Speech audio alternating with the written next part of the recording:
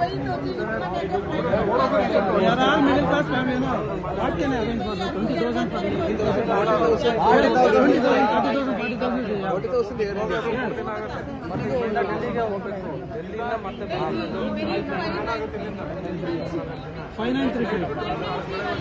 Sir हमको सब 593 वाले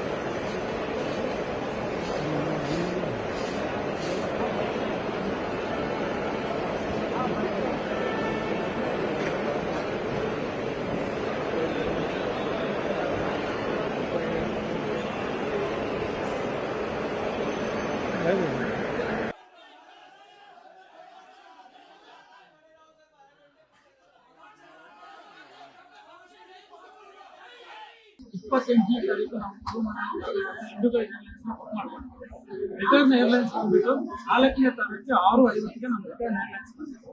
ಬಟ್ 6:50 ಬಂದು ನಾವು ಚೆಕ್ ಮಾಡಿದ್ರೆ ಪ್ರತಿಯೊಂದು ಏರ್ಲೈನ್ಸ್ ಇಂಡಿಗೋ ಏರ್ಲೈನ್ಸ್ ಕ್ಯಾನ್ಸಲ್ ಆಗಿದೆ ಅಂತ ಕ್ಯಾನ್ಸಲ್ ಆಗಿದೆ ಹೊರತು ಮತ್ತೆ ರೀಶೆಡ್ಯೂಲ್ ಕೊಟ್ಟಿಲ್ಲ. ನಾಳೆ ಇದೆ ಇಲ್ಲ, ನಾಳುತ್ತೆ ಇದೆ, ನಾಳುತ್ತಾನೂ ಇಲ್ಲ, ಅಕಾಮಿಡೇಷನ್ ಕೊಡ್ತಿಲ್ಲ, ರೀಫಂಡ್ 7 ದಿನಕ್ಕೆ ಆಗುತ್ತಂತೆ. ಈಗ ತುಂಬಾ ಜನ ಕ್ರೆಡಿಟ್ ಕಾರ್ಡ್ಸ್ ಅಲ್ಲಿ ಪೇ ಮಾಡಿರ್ತಾರೆ, ಕೆಲವೊಬ್ಬರು ಅಮೌಂಟ್ ಅಲ್ಲಿ ಪೇ ಮಾಡಿರ್ತಾರೆ, ಕೆಲವೊಬ್ಬರ ಹತ್ರ ₹1 ಇರಲ್ಲ. ಈಗ ನಾವು 12 ಜನ ಬಂದಿದ್ವಿ, 12 ಜನರಲ್ಲಿ ಒಬ್ಬರ ಹತ್ರ ₹1 ಇಲ್ಲ. ಒಬ್ಬರ ಹತ್ರ ₹1 ಇಲ್ದಿರ ಈಗ ನಾವು ಯಾವ ತರ ನಾವು ನಮ್ಮ ಊರಿಗೆ ನಾವು ಸೇರ್ಕೊಳ್ಳಿ? ಈಗ ಬೆಂಗಳೂರಿಗೆ ಯಾವ ತರ ರೀಚ್ ಆಗ್ಲಿ? ₹1 ಯಾರ ಹತ್ರ ಇಲ್ಲ. ರೀಶೆಡ್ಯೂಲ್ ಕೊಡ್ತಿಲ್ಲ, ರೀ ಅಮೌಂಟ್ ಬಂದ್ಬಿಟ್ಟು 7 ದಿನಕ್ಕೆ ರಿಫಂಡ್ ಆಗ್ತೀರ ಅಂತ ಹೇಳ್ತಿದ್ದಾರೆ. 7 ದಿನಕ್ಕೆ ರೀಪೇಮೆಂಟ್ ಆಗ್ತಿಲ್ಲ. ಈಗಿನ ವ್ಯವಸ್ಥೆ ಏನು? ಈಗ ಊಟ ಇಲ್ಲ. ಬೆಳಗ್ಗೆಯಿಂದ ನಾವು ಸಾಯಂಕಾಲ 4 ಗಂಟೆಗೆ ಬಂದಿದ್ವಿ ಏರ್ಪೋರ್ಟ್. 4 ಗಂಟೆ ಏರ್ಪೋರ್ಟ್ ಬಂದು ಇಲ್ಲಿವರೆಗೂ ನಾವು ಕಾಯ್ತಿದ್ವಿ. ಒಬ್ಬರ ಹತ್ರ ಒಂದು ರೀಫಂಡ್ ಇಲ್ಲ, ರೀಫಂಡ್ ಆಪ್ಷನ್ ಇಲ್ಲ, ರೀಶೆಡ್ಯೂಲ್ ಆಪ್ಷನ್ ಇಲ್ಲ, ಬೇರೆ ಏನು ವ್ಯವಸ್ಥೆ ಇಲ್ಲ, ಹೋಟೆಲ್ ವ್ಯವಸ್ಥೆ ಇಲ್ಲ, ಒಂದು ವಾಟರ್ ಬಾಟಲ್ ಕೊಟ್ಟಿಲ್ಲ, ನೀರು ಕುಡಿಯಕ್ಕೆ ಇಲ್ಲ. ನಾಳೆ ದಿನ ಬೇರೆ ಶೆಡ್ಯೂಲ್ ಅಂತ ನೋಡ್ತೀವಿ ಅಂದ್ಕೊಡ್ರೆ ನಾಳೆ ದಿನ 20,000 ಇದೆ. ಒಂದು ಫ್ಲೈಟ್ ಟಿಕೆಟ್ 20,000, 30,000, 40,000 ಇದ್ರೆ ಯಾವ ತರ ನಾವು ಪೇ ಮಾಡ್ಕೊಂಡ್ ಬರಕ್ ಆಗುತ್ತೆ? ಇಂಡಿಗೋ ಏರ್ಲೈನ್ಸ್ ಅಂತೂ ಅಧ್ವಾನ ಏರ್ಲೈನ್ಸ್ ಯಾವ್ದು ಇಲ್ಲ, ವರೆಸ್ಟ್ ಏರ್ಲೈನ್ಸ್ ಇದೆ. ಇಂಡಿಗೋ ಏರ್ಲೈನ್ಸ್ ತುಂಬಾ ವರೆಸ್ಟ್ ಏರ್ಲೈನ್ಸ್ ಇದೆ. ಅಕಾಮಿಡೇಷನ್ ಕೊಡ್ತಿಲ್ಲ ಅವ್ರು, ಇಲ್ಲ ರೀಶೆಡ್ಯೂಲ್ ಪ್ಲಾನ್ ಮಾಡ್ತೀರಾ, ಇಲ್ಲ ಏನು ಪ್ಲಾನ್ ಮಾಡ್ತೀರಾ? ಇವರು ಇಷ್ಟು ಕಷ್ಟ ಪಡ್ತಿದ್ದಾರೆ ಹುಡುಗರಿಗೆ. ಒಬ್ರು ಇಬ್ಬರಲ್ಲ, ಆಲ್ಮೋಸ್ಟ್ 300 ಇಂದ 400 ಜನ ಇದ್ದಾರೆ ಇಲ್ಲಿ. ಯಾರು ನಮಗೆ ಇಟ್ಕೊಂತಿಲ್ಲ.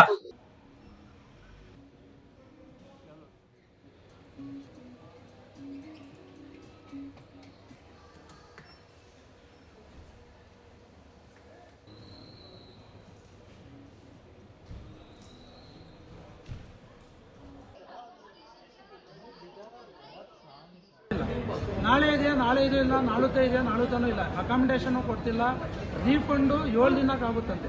ಈಗ ತುಂಬಾ ಜನ ಕ್ರೆಡಿಟ್ ಕಾರ್ಡ್ಸ್ ಅಲ್ಲಿ ಪೇ ಮಾಡಿರ್ತಾರೆ, ಕೆಲವೊಬ್ಬರು ಅಮೌಂಟ್ ಅಲ್ಲಿ ಪೇ ಮಾಡಿರ್ತಾರೆ, ಕೆಲವೊಬ್ಬರ ಹತ್ರ ₹1 ಇರಲ್ಲ. ಈಗ ನಾವು 12 ಜನ ಬಂದಿದ್ವಿ, 12 ಜನರಲ್ಲಿ ಒಬ್ಬರ ಹತ್ರನೂ ₹1 ಇಲ್ಲ.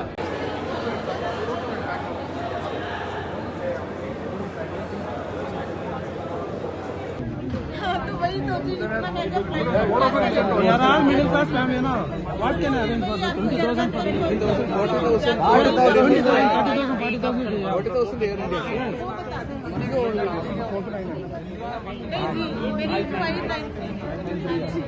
593 सर हमको सब 593 वाले ನನ್ಗೆ ಗೊತ್ತಿಲ್ಲ. ಇದು ಫಸ್ಟ್ ಟೈಮ್ ನನ್ಗೆ ಗೊತ್ತಾಗ್ತಿದೆ ಇವ್ರು ಇಷ್ಟು ಬೇಕಂತ ಹೇಳ್ಬಿಟ್ಟು. ಅವ್ರಿಗೊಂದು ಮಾತು ಇವ್ರಿಗೊಂದು ಮಾತು ನಮ್ಗೊಂದು ಮಾತು ಹೇಳ್ತಿದ್ದಾರೆ ಹೊರತು ಸಾಲ್ವ್ ಅನ್ನೋದು ಮಾಡ್ತಿಲ್ಲ. ಇವರು ಸಾಲ್ವ್ ಅನ್ನೋದು ಮಾಡ್ತಾನೆ ಇಲ್ಲ. ಪ್ರತಿ ದಿನಾನು ನೋಡೋ ನಾವು ಎಷ್ಟೋ ಕಷ್ಟಪಟ್ಟು ಇಲ್ಲಿಗೆ ಬಂದಿದ್ದೀವಿ, ಅರ್ಥ ಆಯ್ತಾ?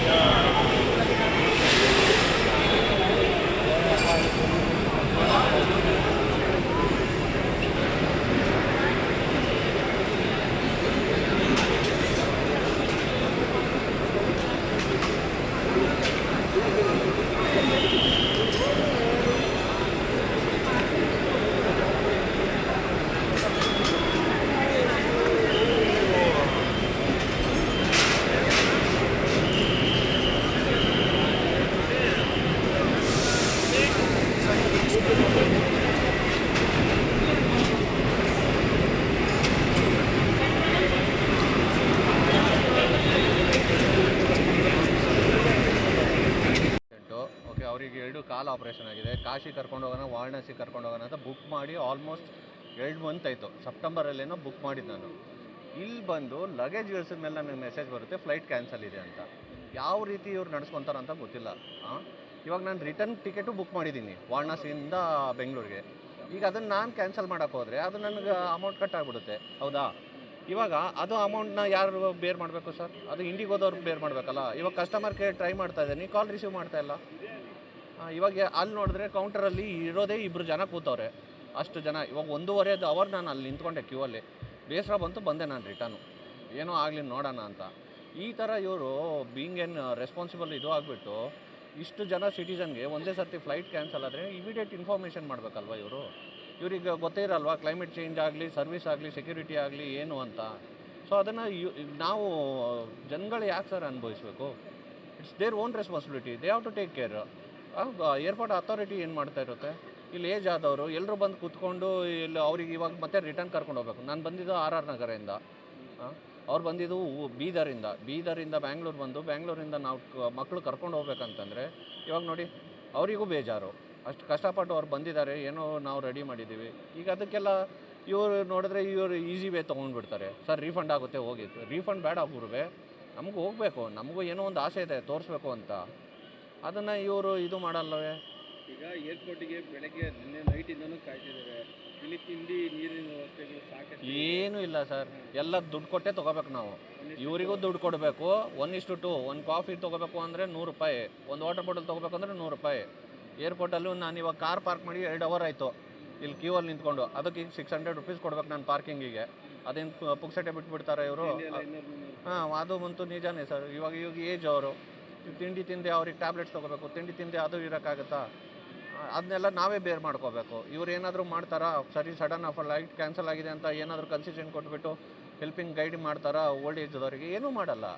ಅಲ್ಲಿ ಕ್ಯಾಬಿನಲ್ಲಿ ಕುತ್ಕೊಂಡಿರ್ತಾರೆ, ಹೊರಗಡೆ ಬಂದರೆ ಜನ ಬಿಡಲ್ಲ ಅಂತ ಒಳಗಡೆನೇ ಇರೋದವರು. So this is totally their negligence sir. Okay, it's not about ours, their negligence. ಈ ಥರ ಪಬ್ಲಿಕ್ಕಿಗೆ ತೊಂದರೆ. ಇಂಡಿಗೋದಂತೂ ಆಲ್ವೇಸ್ ಕಂಪ್ಲೇಂಟ್ ಇದೇನೇ ಇದೆ. It's been a long time. Alternative flight ಆದರೂ ಮಾಡಬೇಕು. ಅವರು ಏನೂ ಮಾಡಲ್ಲ ಅಂತಾರೆ. ಅವರು ರೀಫಂಡ್ ಆಗುತ್ತೆ ಹೋಗಿ ಅಂತಾರೆ. ಇವಾಗ ನನ್ನ ರಿಟರ್ನ್ ಟಿಕೆಟ್ ಯಾರು ಕೊಡ್ತಾರೆ ಸರ್? ನಾನು ಅಲ್ಲಿ ಹೋಟೆಲ್ ಬುಕ್ ಮಾಡಿದ್ದೀನಿ, ಅಲ್ಲಿ ಕ್ಯಾಬ್ಗಳು ಬುಕ್ ಮಾಡಿದ್ದೀನಿ, ಕಾಶಿಯಲ್ಲಿ, ವಾರಣಾಸಿಯಲ್ಲಿ, ಅಯೋಧ್ಯೆಯಲ್ಲಿ 3 ಡೇಸ್ ನಾನು ಎಲ್ಲ ಬುಕ್ ಮಾಡಿದ್ದೀನಿ. ಅದನ್ನು ಯಾರು ಬೇರ್ ಮಾಡಬೇಕು ಸರ್? ಅದು ದುಡ್ಡನ್ನ ಇವಾಗ ನಾನೇ ತಾನೇ ಬೇರ್ ಮಾಡ್ಬೇಕು ಅದನ್ನು. ಅದೆಲ್ಲ ನನಗೆ ನಷ್ಟ ಅಲ್ವಾ? ಇವಾಗ ಅವರು ಹೋಟೆಲ್ನವ್ರು ಕೇಳ್ತಾರಾ? ಇವತ್ತು ಬೆಳಗ್ಗೆ 12 ಗಂಟೆ ಚೆಕ್ಇನ್ ಇತ್ತು. ಇವಾಗ ಕೇಳ್ತಾರೆ ಅವರು, ಸರ್ ನೀವು ಚೆಕ್ಇನ್ ಮಾಡಿಲ್ಲ, ಇಟ್ಸ್ ಯುವರ್ ಮಿಸ್ಟೇಕ್ ಅಂತಾರೆ. ಅಲ್ಲಿ ಕ್ಯಾಬ್ದವ್ನಿಗೆ ದುಡ್ಡು ಕೊಟ್ಟಿದ್ದೀನಿ, ಅವ್ನು ಬಿಟ್ಟು ಕೊಡ್ತಾನೆ ರಿಟರ್ನು. ಇದೆಲ್ಲ ಲಾಸ್ ನಾವು ಬೇರ್ ಮಾಡಬೇಕು. ಇವ್ರಿಗೇನು ಸರ್ ಫ್ಲೈಟ್ ಕ್ಯಾನ್ಸಲ್ ಮಾಡ್ತಾರೆ? ಅದೇ ನಿನ್ನೆ ಹೇಳಿದರೆ ನಾನು ಅವರಿಗೆ ನಿನ್ನೆ ಇಂಟಿಮೇಷನ್ ಕೊಟ್ಟು cancel ಮಾಡ್ಕೋಬೋದಿತ್ತಾ?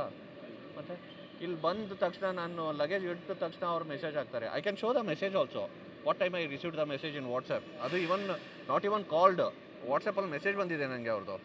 Some around 8:30 I think, 8 o'clock ಏನೋ ಮೆಸೇಜ್ ಬಂದಿದೆ ನನಗೆ. See your regret 7 o'clock message ಬಂದಿದೆ.